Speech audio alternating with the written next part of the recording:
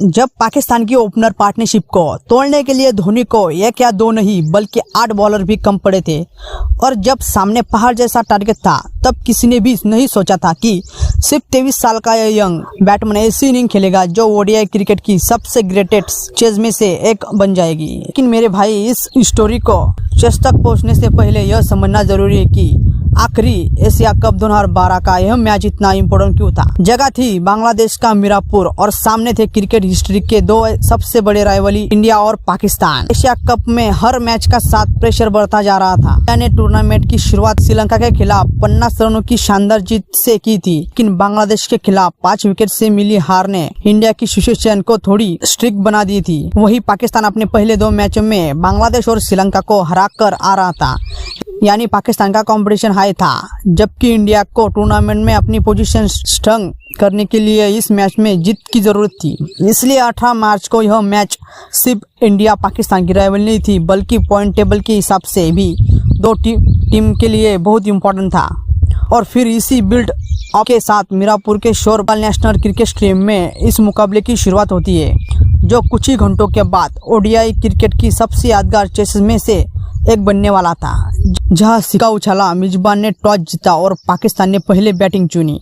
पाकिस्तान की ओपनिंग के लिए मोहम्मद हफीज और नसीर जमशेद क्रीज पर उतरे और इंडिया की तरफ से नए बॉल की जिम्मेदारी संभालते हुए परवीन कुमार, इरफान पठान मैदान पर उतरे। परवीन कुमार की चौथी बॉल पर हफीज ने चौका लगाकर अपना और टीम का खाता खोल दिया। शुरुआती में इंडिया के बॉलर्स ने लाइन और लेंथ मेंटेन रखी, लेकिन पाकिस्तान के ओपनर ने रिस्क फ्री बैटिंग से इनिंग को बिल्ड करना शुरू किया। सिंगल डबल के साथ जैसी बॉल थोड़ी सी लूज मिलती, दोनों बैट्समैन ने बाउंड्री भी जड़ रहे थे।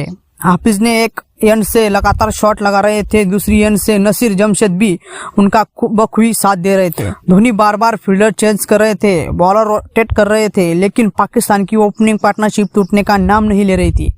और मेरे भाई, पावर प्ले के बाद पाकिस्तान ने रन रेट और भी तेज कर दिया, जिसे रोकने के लिए स्पिनर को अटैक में लाया गया था, जहां रविचंद्र अश्विन आए, सुरेश रैना को भी बॉलिंग दी गई और दूसरे ऑप्शन भी ट्राई किए गए। लेकिन यहाँ पार्टनरशिप टूटने की बजाय और भी ज्यादा डेंजरस होती गई। हफीज और नसीर ने दोनों अपनी 50 से आगे निकल चुके थे और अब इंडिया के बॉलर के सामने सबसे बड़ा सवाल था, पहला विकेट कैसे ले। और इसी सवाल का जवाब ढूंढने के लिए धोनी ने उस दिन पूरे 8 बॉलों का इस्तेमाल किया। यह तक कि विराट और रोहित शर्मा ने भी गेंदबाजी की, लेकिन बॉलिंग से रिसोर्स को बार बार रोटेट करने के बावजूद भी पाकिस्तान के ओपनर क्रीज पर जमे चुके थे। देखते ही देखते हफीज ने अपनी सेंचुरी पूरी कर ली और दूसरी एंड पर नसीर जमशेद ने अपना 100 का आंकड़ा पार कर लिया और पाकिस्तान की ओपनिंग प्लेयर ने इंडिया की बॉलिंग पर प्रेशर और ज्यादा बढ़ा दिया। स्कोर बोर्ड तेजी से भाग रहा था और पाकिस्तान की ओपनिंग पार्टनरशिप अब एक बड़े रिकॉर्ड की तरफ बढ़ चुकी थी। लेकिन तभी फाइनली 36 ओवर में इंडिया को पहला ब्रेक थ्रू मिला, जब आर अश्विन ने नसीर जमशेद को 112 रन पर आउट किया। और इंडिया के लिए यह विकेट काफी देर से आया था, क्योंकि हफीज और नसीर जमशेद ने तब तक 224 रन का रिकॉर्ड ओपनिंग पार्टनरशिप बना चुके थे। जैसे ही नसीर का विकेट गिरा, उसके ठीक बाद मोहम्मद हफीज भी 105 रन बनाकर अशोक डिंडा की बॉल पर पवेलियन लौट गए।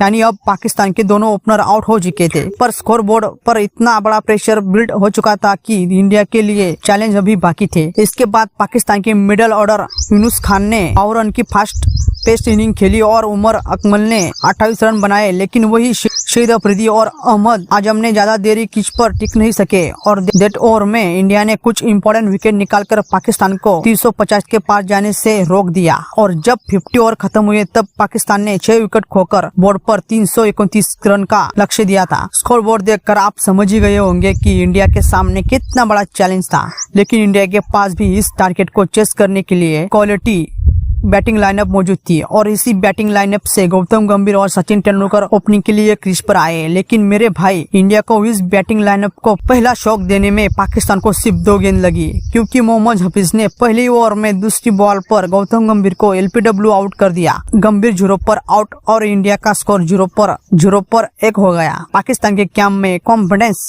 स्काई हाई हो चुका था, लेकिन यहाँ क्रीज पर एंट्री होती है विराट कोहली की। सिर्फ 23 साल का यह बैट्समैन उस टाइम अपने ओडीआई करियर के इंस्टेब्लिश कर रहा था, लेकिन किसी को क्या पता था कि आज जो होने वाला है उसका करियर को सबसे आइकॉनिक मोमेंट होगा।